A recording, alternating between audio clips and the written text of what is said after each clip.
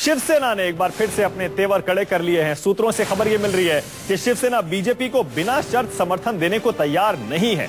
आपको पता होगा, एनसीपी पहले ही कह चुकी है बीजेपी को बिना शर्त समर्थन देंगे, और बीजेपी ने शिवसेना से साफ कह दिया था बिना शर्त समर्थन देना है तो दीजिए वरना मत दीजिए।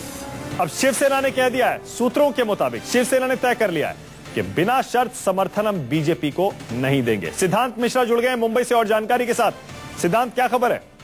देखिए, खबर कुछ ऐसी है कि शिवसेना एक बार फिर अड़ चुकी है बीजेपी के सामने, और शिवसेना के जो सूत्र बता रहे हैं उस हिसाब से शिवसेना किसी भी प्रकार का अनकंडीशनल सपोर्ट बीजेपी को नहीं देगी, जो पहली शर्त है।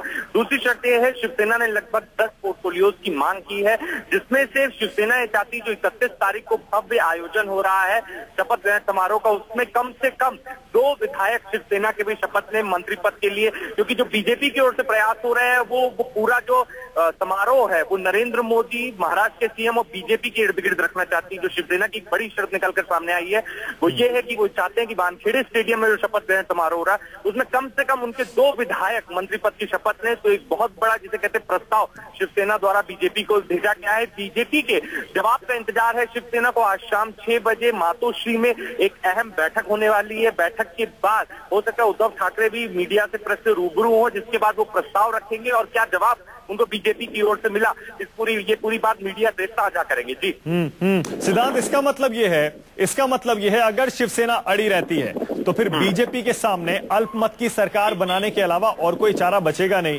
क्योंकि एनसीपी पहले बोल चुकी है वोटिंग होगी तो हम एब्सटेन करेंगे। उसके बावजूद क्या लगता है आपको, बीजेपी के पास क्या विकल्प बचेंगे अगर शिवसेना नहीं मानती है तो? देखिए, आपको बता दें, जो चुनाव से पहले जो एक दूरियां थी वो चुनाव के बाद अचानक बदल गई। जब सीट्स आए, जब नंबर्स आए, शिवसेना नरम पड़ी, बैकफुट पर। उधर दूसरी ओर आज बीजेपी के ओम माथुर ने भी ये बात की, कल राजनाथ ने भी न्यूज 24 को दी इंटरव्यू में बात कही थी कि वो हमारे नेचुरल अलाय हैं, जिसे कहते हैं, उनके साथ एक इमोशनल लगाव है। तो दोनों ही पार्टियां कहीं ना कहीं करीब आ रही है, और जो संघ का एक दबाव है हिंदुत्व को जिंदा रखने के लिए महाराष्ट्र में, और संघ स्वयं चाहता है कि शिवसेना बीजेपी साथ में आए। तो जो दबाव हर तरफ से बन रहा है, ऐसे लगता है कि शिवसेना बीजेपी है जो एक, जिसे कहते हैं, कॉकस में साथ में आ सकती है। यही वजह है कि दोनों ही पार्टी अपने अपने प्रस्ताव रखे, और शिवसेना कहीं ना कहीं अपना पार्टी ना टूटे, और एक जो मराठी मानुष के सम्मान की बात होती है उसके कारण शिवसेना और एग्रेसिवली बीजेपी को ट्रीट कर रही है, बीजेपी के साथ बातचीत कर रही है। और यही एग्रेशन है कि आज फिर सेना ने प्रस्ताव दिया है और बीजेपी के जवाब का इंतजार है। जी सिद्धांत, ऐसा लगता है कि शिवसेना भी अब पूरी तरह से सरेंडर बीजेपी के सामने करना नहीं चाहती है, क्योंकि शिवसेना को पता है अगर बीजेपी एनसीपी के समर्थन से, अनकंडीशनल सपोर्ट से, एनसीपी के एब्सटेन करने से अल्पमत सरकार बनाती है तो बीजेपी से भी सवाल तो बहुत सारे पूछे